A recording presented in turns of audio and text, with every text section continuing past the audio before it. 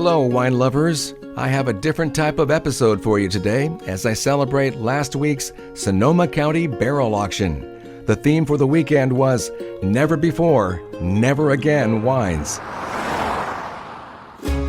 I'm pretty excited about the wine. I think it's a really nice showing, and it's a fun story.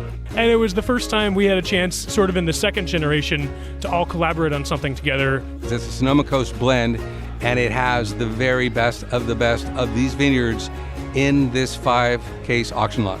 First made by Ridge in 1966, which is incredible. And the oldest patch in Geyserville goes back to the late 1800s. She's Shauna Rosenblum of Ridge Vineyards. On Thursday of last week, May 2nd, I was invited to the tasting preview event, which was attended by trade, media guests, and participating wineries. This year's auction was the 10th anniversary of Sonoma County Vintners Barrel Auction, primarily for trade, retail, restaurants, and so on. Local merchants who attended included Abelot Fine and Rare Wines, Santa Rosa Fine Wines, Ferry Plaza Wine Merchants, and Wine Spies. Outside of California included Main Street Spirits from Kentucky, Polo Grill from Oklahoma, H-E-B from Texas, as well as Total Wine and More, Wine.com, and quite a few others. Over $400,000 was raised. Congratulations to Sonoma County Vintners for yet another successful event. The funds raised from the barrel auction assist in creating marketing programs and initiatives that support the Sonoma County wine trade and community. Now, coming up in September, the Sonoma County Wine Auction is presented for the community, an event very similar to the barrel auction. It supports the Sonoma County Foundation, which funds local nonprofits who provide critical services, emergency aid, and community grants, and can be attended by anyone, 21 and over. In addition to tasting some of the 63 wine lots, I snagged 5 wine producers to talk about their Never Before, Never Again wines. You'll hear them in a minute. I'm Jeff Davis. On the Wine Road podcast is brought to you by Sonoma Clean Power. For those of you who live in the area, learn how your actions can make a greater impact with clean, renewable energy at poweringeverydaymoments.org. That's poweringeverydaymoments.org. My first interview at the Barrel Auction Preview event was Justin Hirigoyen of Twomey, which is part of the Silver Oak wine family. It's good to see you again. Nice to be here. Great to sit down and chat. Yeah. Your Never Before, Never Again wine lot number 61 is called All Aboard, and it's a tribute to a former rail line that ran from San Francisco to Forestville in the early 1900s and features a rare clone of Pinot Noir. Tell us about that. Yeah, so this all comes from our estate called Last Stop, which is located in the Green Valley, which is a sub-AVA of the Russian River Valley. And it's a beautiful 37-acre vineyard covered in gold ridge soils, nice rolling hills, kind of that southern, southeastern exposure. And what's special about this lot is this is the first time that we know of that Clone 95 has been planted in California. So this is a special suitcase clone that was brought over by Dick E. Rath in Oregon. And when the Duncan family acquired the Prince Hill Vineyard estate in the Dundee Hills, this was one of the pieces of vine material that was up there. That's how they got it. Yeah. Yeah, because I didn't think Dick planted here in the Russian River Valley area. Correct. Yeah, so we have since brought it down here. We do act as a source for some other wineries in Oregon that take budwood from that estate. We're planting more as we redevelop that estate, but we're really excited to see how it's doing here in California, and are also planting it in the Anderson Valley. So this will be the first time that it's actually bottled on its own, and it's a really interesting, nice, compelling singular clone by itself. It's 100% Clone 95? It is, yep. It originally came from Burgundy's Clos Vougeot. That's right. Now, does Jean-Charles Boisset realize that? Well, it's some of those, those storied suitcase clones. You have to take some of the stories with a grain of salt, but that's how it goes. Right. That Dick Urath had a friend who was over there and picked up some cuttings and brought it back. Because his family owns Clos de Vougeot now, right? Pieces of it, yeah. Yeah, if you're looking to have pieces of any vineyard in Burgundy, you're doing okay. Yeah. I like how it says each bottle encapsulates the essence of a vineyard where the journey of the fruit ends, but the story of the wine begins. Yes. That was written by people much smarter than me on our marketing team, put it that way. But no, I'm pretty excited about the wine. I think it's a really nice showing, and it's a fun story.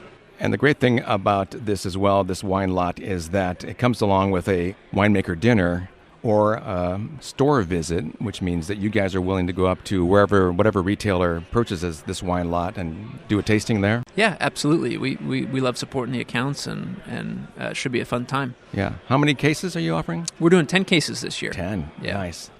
Any idea on what its value should be? Oh, I don't know. We'll have to see how it goes, but we'll have some fun tomorrow at the auction and make sure we fill some glasses. That's the fun part. And get the bidding going. Yeah, and when that bidding gets going, it's just so fun to watch it keep going and keep going. You think it's getting ready to stop, and then there's always the countdown, and then somebody else bids again. And yes.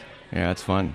So how you liking being a Twomey? When you and I met, we were both working at Spring Mountain Vineyard, and you were making Bordeaux blends. That's right, yeah. And then you went off to Twomey. Pinot Noir is doing okay for you? Yeah, well, I was really excited to change varieties. I spent a lot of time in Burgundy, actually having worked in Clos Vougeot, so I've spent some time in that actual vineyard, bring it back to our lot. But no, Twomey's great. The Duncan family is amazing. We're making 10 different Pinots from Russian River Valley all the way up to the Dundee Hills in Oregon. Yeah, Twomey's spread out. Yeah, so we're all about bringing our winemaking to closer to the vineyard and to the site. So, we do have a winery in Russian River and in Anderson Valley and a vineyard in Dundee Hills. So, I hear the drive up to the Anderson Valley location is really pretty, and you go over a bridge, and then I understand that the trees just kind of open up, and then you see the tasting room and vineyard and winery. Yeah, the Anderson Valley is a beautiful place. Not only do we love the wines, but it's a great experience for guests to come visit. Mm-hmm. It's a little bit more off the beaten path, and the wines are typically a little bit more structured, a little bit more acidity, so kind of the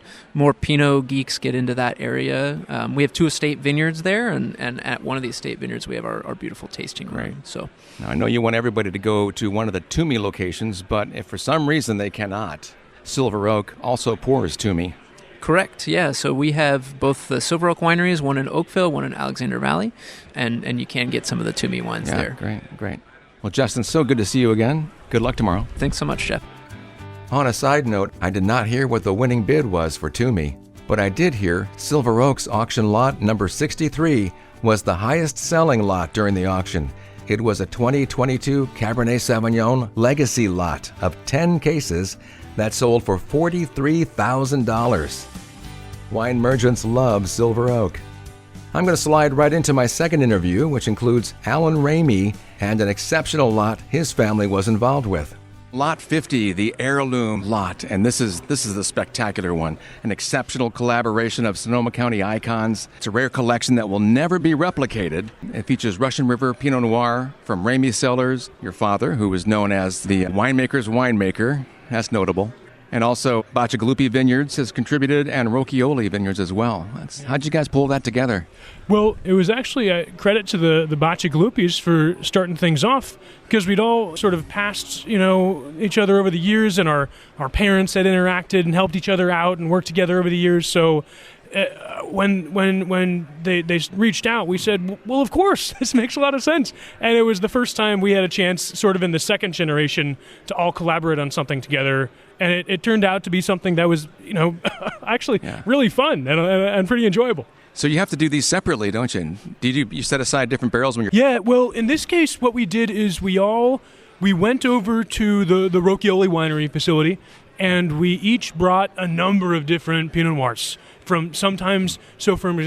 example, from us, we picked some Pommard clone from 2 different blocks, block 1 and 6, that even though it's the same clone, taste very differently. Sure. We brought a blend, we brought other things, and the others brought different Pinots as well. And we all just sat down and played blending for different, over and over and over again, just trying different blends, kind of like mad. And then we met again another time and did it one more time. So I was going to say, was that weeks or days? It was a little bit of time. So a lot of work went into this. Yeah.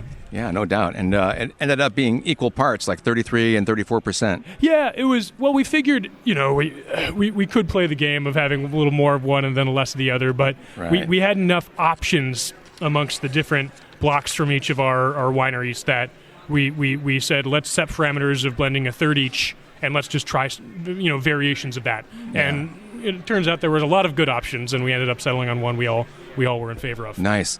And now I've tried a couple of the lots already today, but I haven't made it to your table yet, and I'm really anxious to try that one. Please do. Yeah, come on over. We should give a nod to the winemakers. Yes, so we've got with the Bacigalupi family, that's Ashley. She does an amazing job, although we had all the Bacigalupis in the room as well, so it was very much a universal work. With us, it's kind of always been a team effort. Historically, my dad, Cameron Fry, who's been with us for well over 20 years now, is heading the house. So yeah, we're lucky to have him. He's amazing, and Lydia Cummins. But my sister and I are there too, and so we're able to give some intelligent options. We hope. Sure. And then with Rocchioli's, it's historically been Tom, Ryan and Rachel's dad, but I think they're all working pretty in seam now as well. So it's a lot of people ended up helping out make this one 10K slot.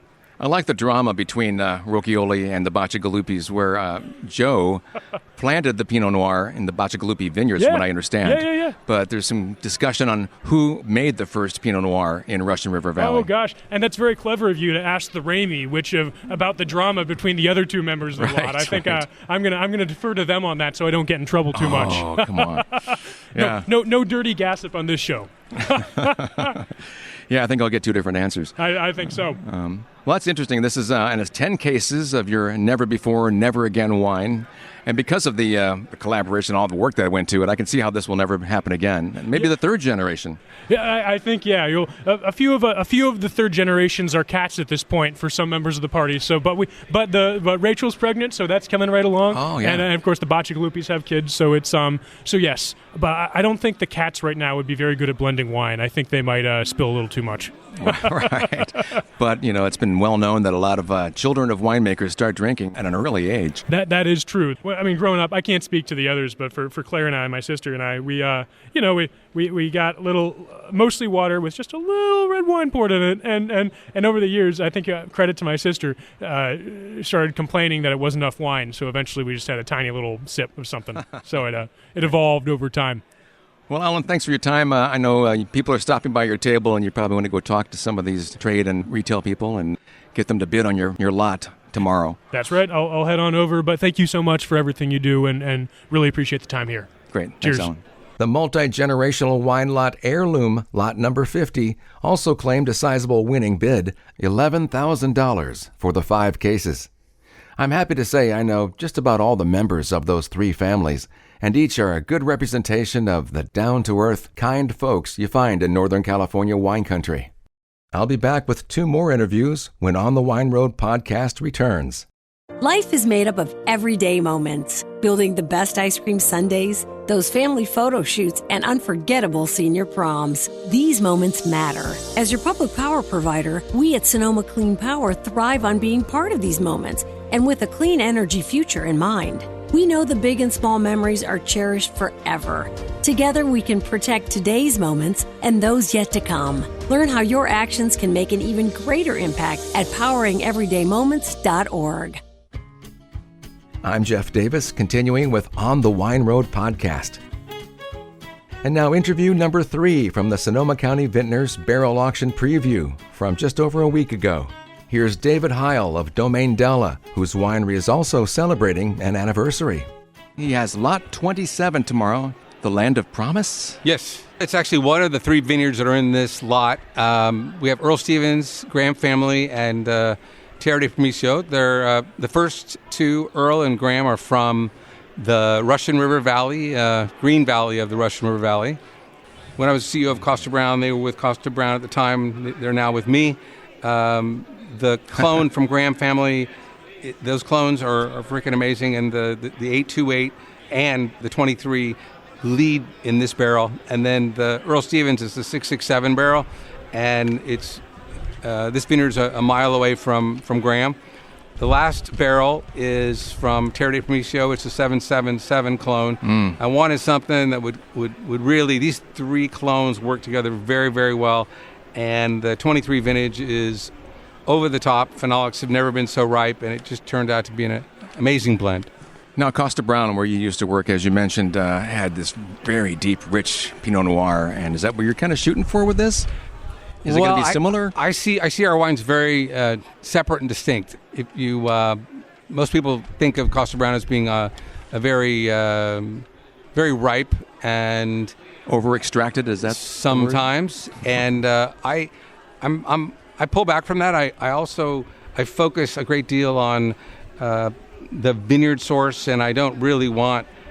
I want the vineyard to take the lead with the dirt and the expression, and I find that my wines are lower alcohol, and yet the flavors are there because I pick on flavors, and it's just really important to every vineyard has its own ways about it, and the cooper for every vineyard is different because I believe each cooper works with each vineyard differently. Mm-hmm. All right. We should point out that Domaine Della is named after your mother. It is. She passed away when I was 15, and I have 11 brothers and sisters: Vincent, Julie, Frankie, Johnny, Raymond, Tommy, Diane, David, Jim, Leela, Jamie. And my boys, as they were growing up, when we started this venture, they wanted to name it after her. So it's a feminine brand because it's named after my mom. Yeah, and this is your 10th anniversary? It is. Which ties in nicely with the Vintners' 10th Barrel Auction. That's why we're here. Yeah. I like how you say you created this with passion, obsession, and love, which is a testament to a decade of dedication of relentless pursuit of winemaking excellence at the winery. It's not a subtle obsession. No. Yeah, I gave up a perfectly good job to do this. Yeah, I mean, general manager at Costa Brown must have been a nice gig. It was a lot of fun. How many cases are you doing? So we do 3,000 cases, and we're on our way to 5. We have a number of different contracts we're negotiating right now for the new year. But great. We're now in 26 states. 2 years ago we were in 9, now we're in 26. Great. Wonderful. Primarily direct to consumer, 80%, other 20%, 3-tier. How many cases in the auction lot? So this is a 5-case auction lot.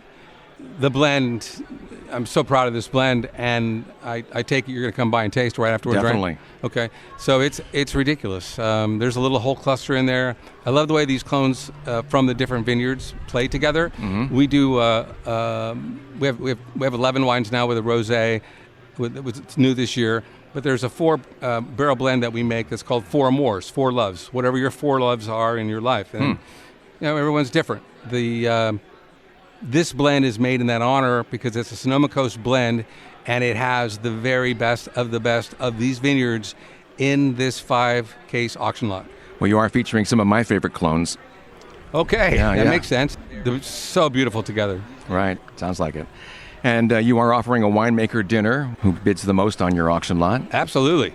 Or you're willing to go to their store and do a tasting. We can do that as well. Whatever it takes. This is our first ever auction lot of its kind. Right. And it's our 10th year anniversary, so it's a really, really special blend. And David is willing to travel. Absolutely.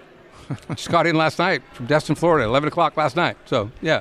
That's kind of the life of the winery owner, a winemaker, isn't it? It is. Always on the road or in the skies. You embrace it, or, you need to embrace it. You need to embrace it, or you don't succeed. Or you hire someone who can do it. Right. I'm not ready to go there yet, but yeah. Great luck to you tomorrow. I appreciate that. We've been talking about getting together, and you always seem to be kind of shy about it, so I'm glad I was able to corral you for like 10 minutes today. It's an honor and a privilege to be here. Thank you. David's wine was fantastic, but I have to say, all of the never before, never again wines at the preview event were stellar, which is why trade organizations pay thousands of dollars for those wine lots. Another lot I'm confident received a high bid was Lot 48. If you're a fan of Zinfandel or historic field blends, you must be aware of Ridge Vineyards. Shauna Rosenblum joined me, who is the daughter of Kent Rosenblum, often called the King of Zinfandel, who introduced a lot of people to that variety back in the day. He joined Shauna for a winery called Rockwall, which my wife and I loved to visit. It was in Alameda in the Bay Area, which we'll talk about. Shauna made the move to Ridge just a couple of years ago, and she was joined at the preview event with her Ridge partner, Trestor Goetting.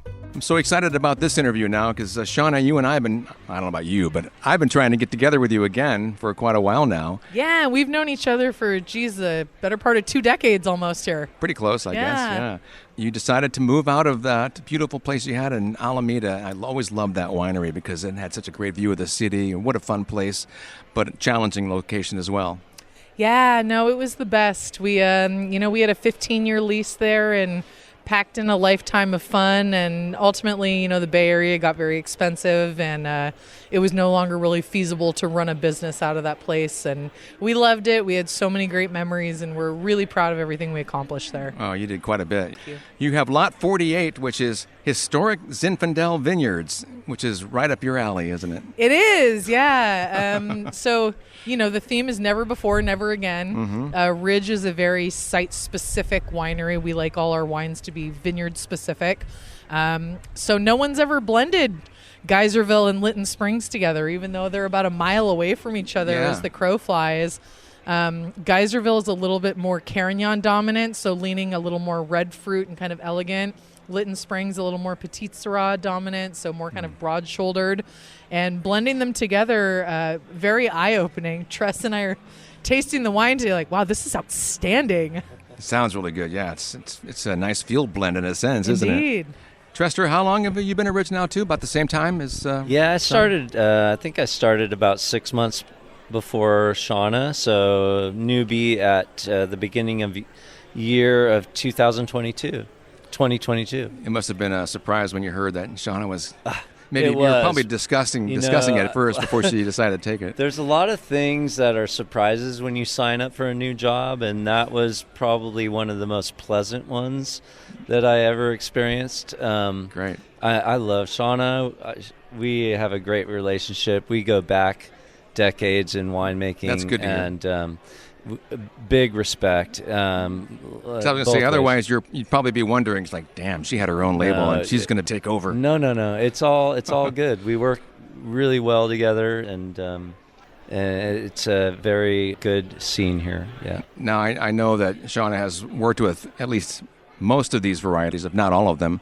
How about you? Yeah, pretty much likewise. I mean, my focus as a young winemaker growing up in Napa Valley was always on Cabernet and Chardonnay, specifically mountain regions. So, but then I spent the last 9 years making old vine Zinfandels at Robert Bialy.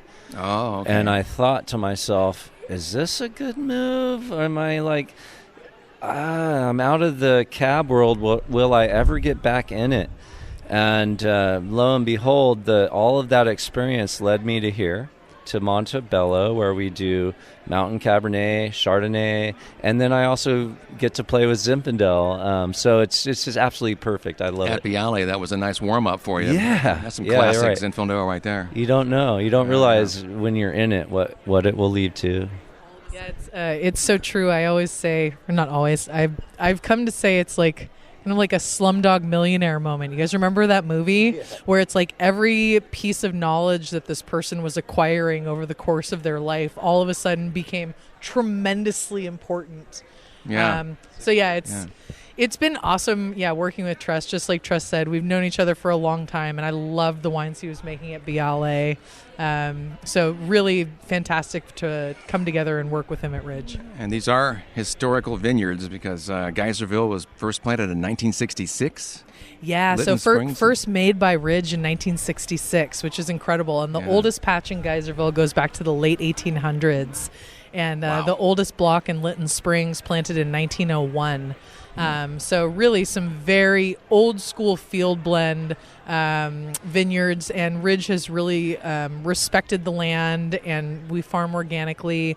And anytime a vine dies or there's a misser, we try to replant with the original variety that was there to really respect the original field blend. Nice, yeah. Such a respected wine. Yeah, I've been a Ridge Club member for 20 years, so it's incredible. Now there's a testament. Yeah.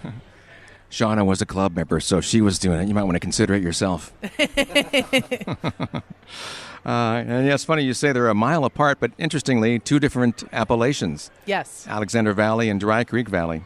Absolutely, and I think both really show their sense of place. Again, Ridge is really all about finding these vineyards that really showcase terroir. And gosh, terroir is just such an overused term, but I mean, when a vineyard really expresses its sense of place through any of the varieties there, I think, that's very successful. Like another one that comes to mind is like Monte Rosso. The Cabernet, the Zinfandel, anything that comes off of that mountain tastes and smells like Monte Rosso, and I think Lytton Springs and Geyserville have that too. Yeah, such a unique spot, Monte Rosso, and you see those vines, and they're all gnarly and old. And you just tell so beautiful. Yeah.